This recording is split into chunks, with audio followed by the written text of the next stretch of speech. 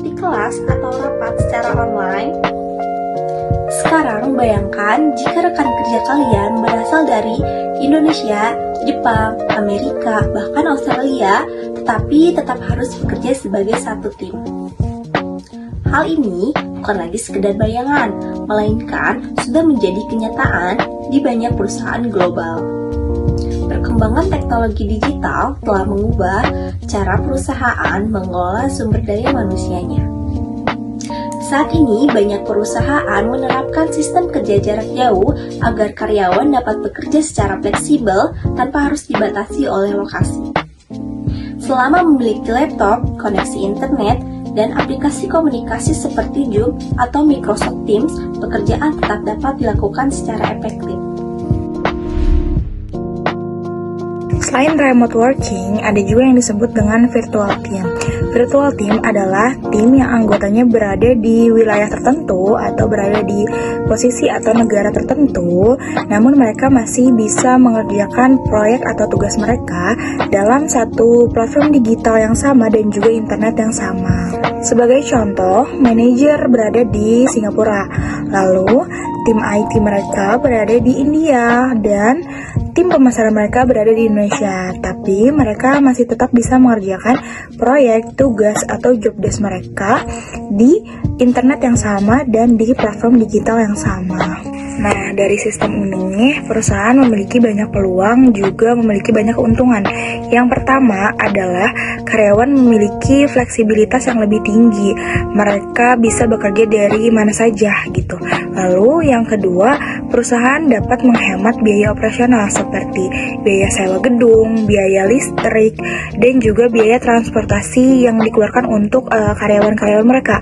Lalu yang ketiga, ada perusahaan dapat merekrut semua talenta atau semua calon karyawan yang mereka butuhkan dari mana saja tanpa harus memindahkan talenta tersebut atau calon karyawan tersebut di satu lokasi yang sama.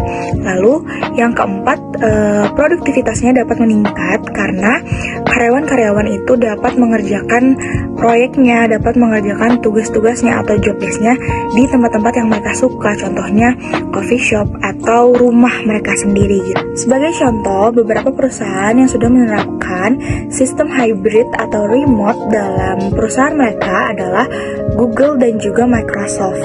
Bahkan ada juga perusahaan-perusahaan besar atau perusahaan-perusahaan global yang sudah menetapkan seluruh karyawannya untuk bekerja remote di mana saja.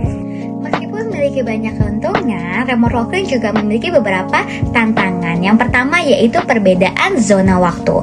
Ketika kita memiliki tim berasal dari beberapa negara, akan sulit ketika kita untuk menentukan jadwal rapat. Yang kedua yaitu kurang efektifnya dalam berkomunikasi. Karena kita tidak bertemu secara langsung, sehingga kesalahpahaman itu sering terjadi. Yang ketiga yaitu internet yang tidak stabil. Ini akan lebih parah. Kenapa? Karena ini akan menghambat pekerjaan itu sendiri. Dan juga selain itu, perusahaan harus menjaga ketat data karena seluruh aktivitas dilakukan itu secara digital.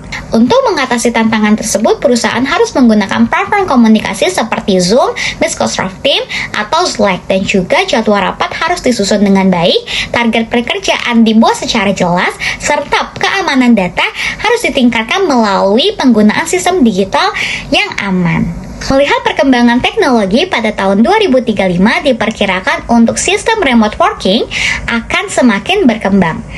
Dan untuk artificial intelligence akan membantu mengatur pekerjaan, sementara virtual reality memungkinkan rapat terasa seperti bertemu langsung meskipun di negara yang berbeda. Dapat disimpulkan bahwa remote working dan juga virtual team adalah bagian penting untuk masa depan dunia kerja global. Sistem ini memberikan fleksibilitas, efisiensi, dan juga memberikan kolaborasi lintas negara. Namun, keberhasilannya tetap tergantung pada komunikasi yang baik, pemanfaatan teknologi, dan juga serta perusahaan dalam mengelola daya sumber manusia. Terima kasih.